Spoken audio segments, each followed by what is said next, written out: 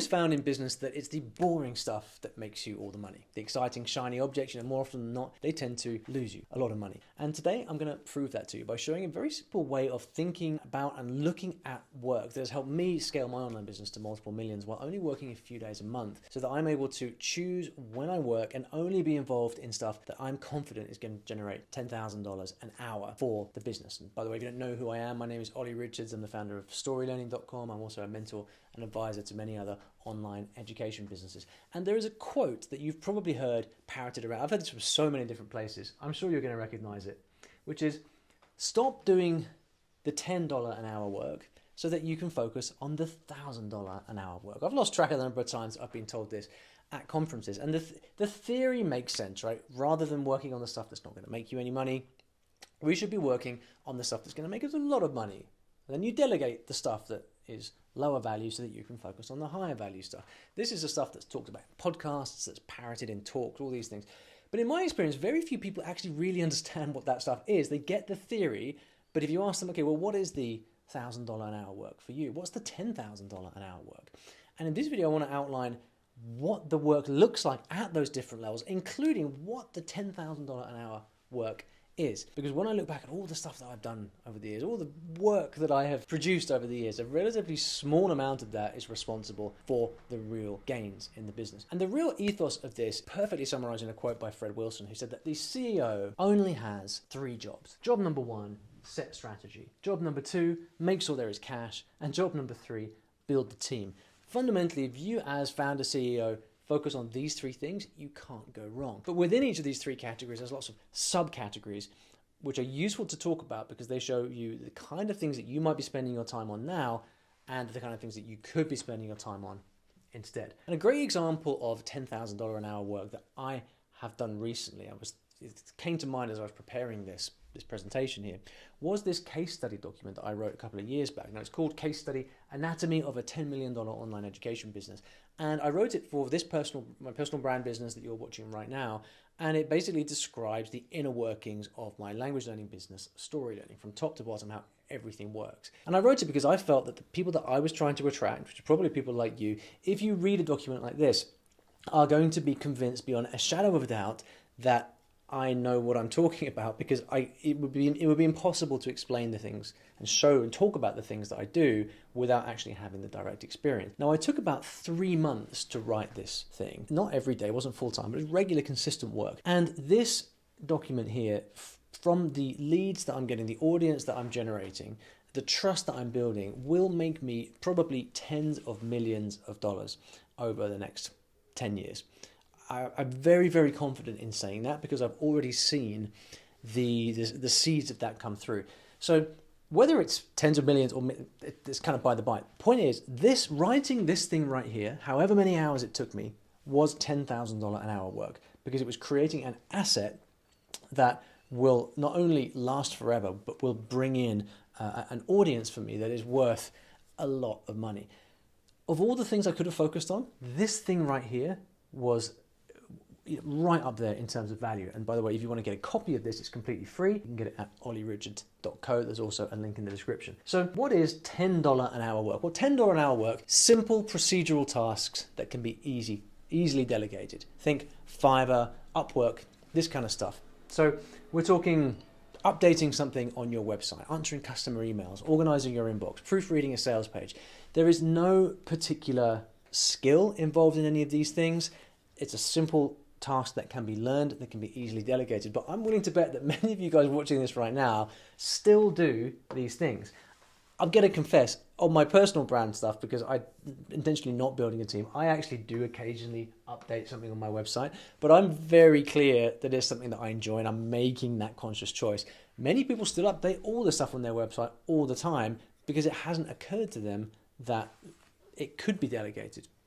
And so all of these things here are very symptomatic of early stage entrepreneurs who are very busy inside their business and have not got to the point where they've considered buying themselves time back to work on other things. So this is $10 an hour work. We all do this stuff or have done it. $100 an hour work is skilled professional work that is readily available to hire. So this is not changing a banner on a website. This is something a lot more complex. And my guess would be that most of us watching this video right now spend most of our time doing these things. So, funnel building, design, email list management, sending emails and like tagging people, automations and stuff like that, copywriting, writing ads, attending weekly team meetings, group calls in a membership. Now, you're probably looking at this stuff and thinking, well, this stuff is really important. And it is. And this is why it's confusing. Because while all of these things are very important and actually have to be done in a business, in many ways, it's the lifeblood of the business, right? Building a funnel that's going to make you a lot of money, or writing ads that are going to generate you leads. The point is that there are other people that are going to be able to do this as well as or better than you. And you can find those people for around $100 an hour. I mean, it might be a bit more, it might be a bit less. But generally, for example, if you want really good design done, you can get it. You can go on Upwork and find someone to do it. If you want someone to manage your ads or help put together some funnel pages for $100 an hour, you can do it. Now, for you to get to the point where you're willing to spend $100 an hour on outsourcing stuff like that, when you probably could do it yourself, a couple of things have to happen. First of all, you have to actually be profitable enough as a business to be able to pay for that. But second, you have to believe that there are other things that you could be spending your time on that would be of higher value in your business. And in my experience, a lot of people get stuck at this point right here because although they know that this stuff can be outsourced, they're not always clear on what they should be spending their time on instead. And because of that lack of clarity, they therefore busy themselves doing this stuff because at least it's productive and at least it will help you grow the business. But the idea is that if you can work at a level higher than this, then you're going to grow faster. So what is $1,000 an hour work? This is the stuff that people are normally talking about when they're talking about you delegating and moving on to other things. These are high impact growth activities that derive from your strategic plan. If you have a strategic plan and you know how you're going to grow your business, then there's a big difference between messing around with your website or building funnel pages and actually working on executing on your strategic plan. But $1,000 an hour work is exactly that. High impact growth activities that derive from your strategic plan. These are things that won't necessarily have an impact today, but 3, 6, 12 months down the line will. And that is entrepreneurship. That is growing a business into the future. So what are these things? Product creation. A little bit like the case study document that I showed you. I don't happen to charge for it, but I could. Products are things, are assets that you could then go off and sell for many years to come. If your business needs capital to grow or to survive, that's pretty important work. Testimonials are the sort of things that it seems like a relatively menial task to go out and gather testimonials, but actually there's a reason that you so often see founders of businesses, even at a very high level, go out, speak to customers, record video testimonials, things like that, because they know that if they can get really good quality testimonials, then that is going to just have a massive impact on the reputation of the business. And often the founder sitting down with a customer is the way to actually get that best testimonial. Hiring, this is one of Fred Wilson's 3 rules, remember. Make sure there's cash, set the strategy, hire the right people. If you want to continue to grow your business exponentially into the future, you have no other option than to get the best people on board, because there is a limit to what you can do by yourself. And so hiring, to hire people is to ensure the future of your business. It is integral to your growth strategy. And so any work that you do on hiring is at that level. Can it be outsourced? Yes, it can. You can outsource it to a recruiter, some parts of it, but the final decision is on your shoulder, and that will dictate so much of what goes on to happen in the business. I would also put conversion rate optimization down here in $1,000 an hour work, because that, done well, will have a massive knock-on impact on your business.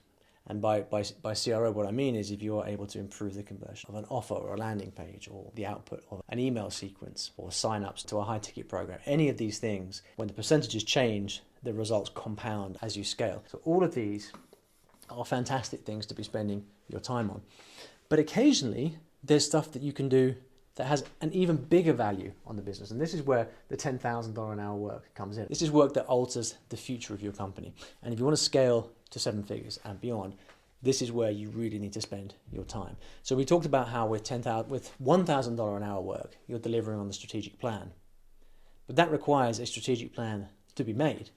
And so creating strategy and taking the time to step back and create strategy is fundamental to growth. It might be something that you just do once a year, but taking the time to do that is what your team then executes on for the rest of the year. Figuring out how to remove the founder from the business.